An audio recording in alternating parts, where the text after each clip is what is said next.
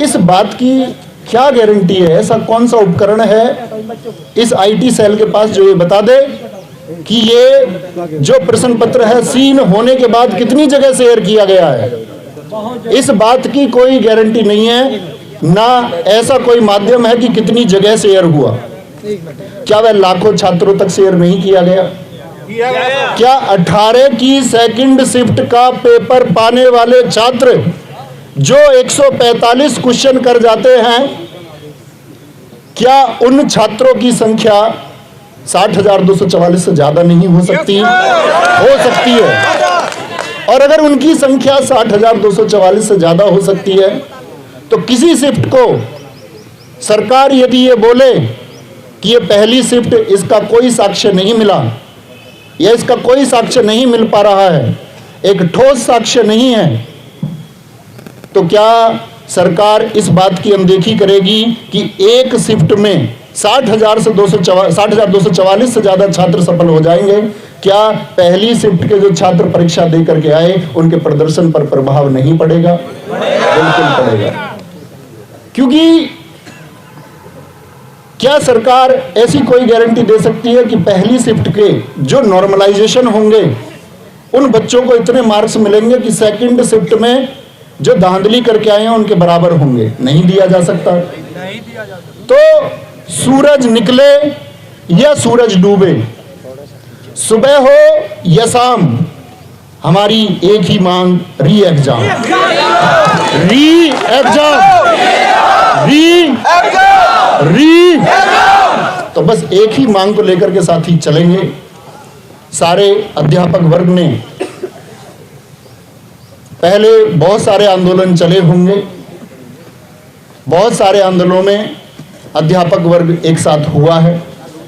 इस बार भी आप देख पा रहे हैं, इस शायद बहुत सारी चीजें गोपनीय होती है, आप सब लोग एक राय बनाते हैं उस गोपनीयता को लेकर के जिसके बारे में आपको कोई वास्तविकता नहीं होती, लेकिन आपकी उस राय का स्वागत है क्योंकि आपका एक दुख है, आपका एक दर्द है, और एक दुख और दर्द के लिए छात्र एक नेतृत्व चाहता है। और इस पूरे अध्यापक वर्ग का मैं फिर से आभार करूंगा विवेक सर का, उन्होंने अपनी जान जोखिम में रख के इस मांग को आपके लिए उठाया है।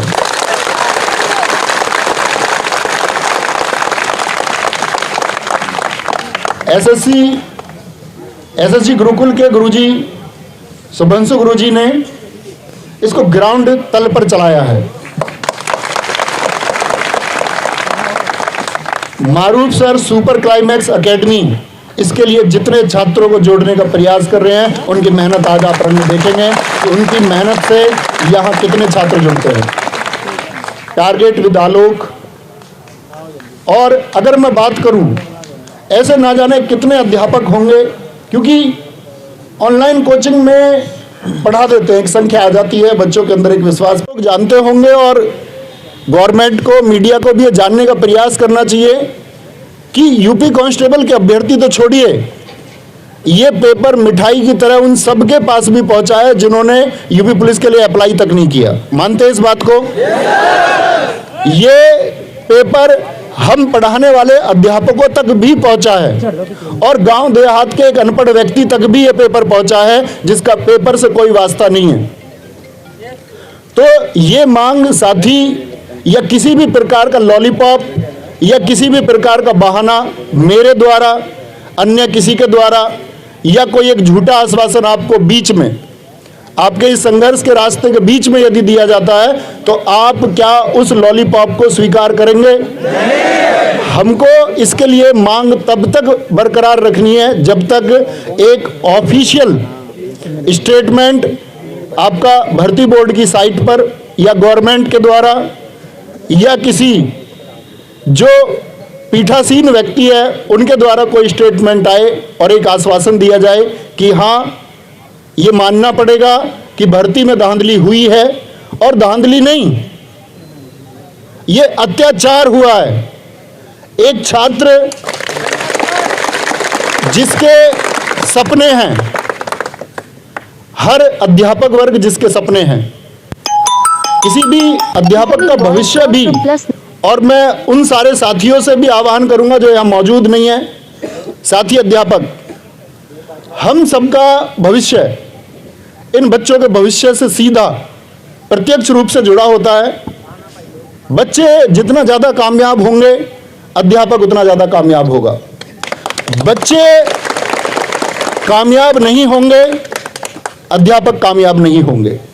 तो आप सब प्लीज इन बच्चों के जो आंसू हैं, जो इनका दर्द है, जो सपने इन्होंने देखे, कोई धनाढ्य व्यक्ति यूपी पुलिस कांस्टेबल में भर्ती होने का सपना नहीं देख सकता।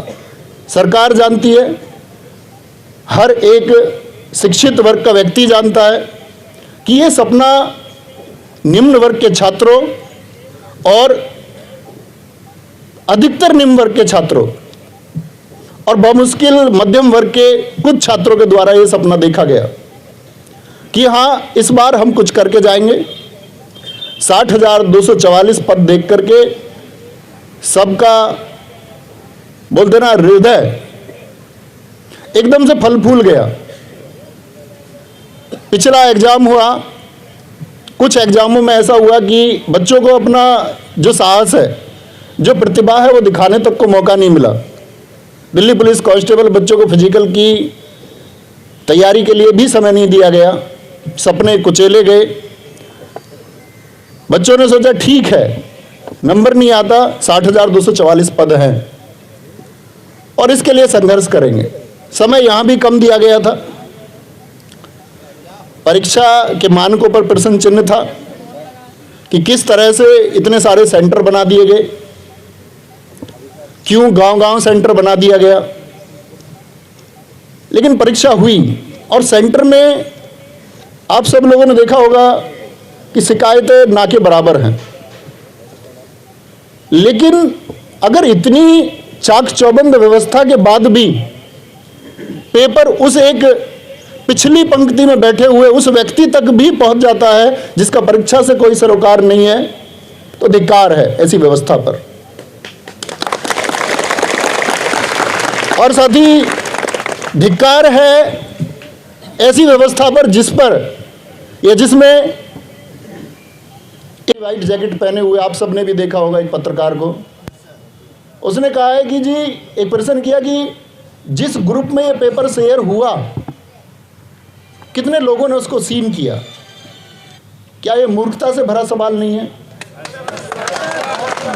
क्या ये बीच में लगभग 2 से 3 फीट का एक रास्ता छोड़ दीजिए। सारे भाई, आप सब लोगों से हाथ जोड़कर रिक्वेस्ट है, बीच वाली पंक्ति छोड़ देंगे और सब लोग एक दूसरे के सिर से सिर मिला के बैठेंगे। देखो भाई, ऐसा नहीं है कि आप लोगों को आज ही बैठना है, ऐसा नहीं हो सकता कि आपको तो आपकी कोई प्रेजेंस जाएगी, उसका कोई अर्थ नहीं है। क्योंकि सब लोगों की एक ही डिमांड है कि परीक्षा फिर से होनी चाहिए। और परीक्षा फिर से क्यों होनी चाहिए?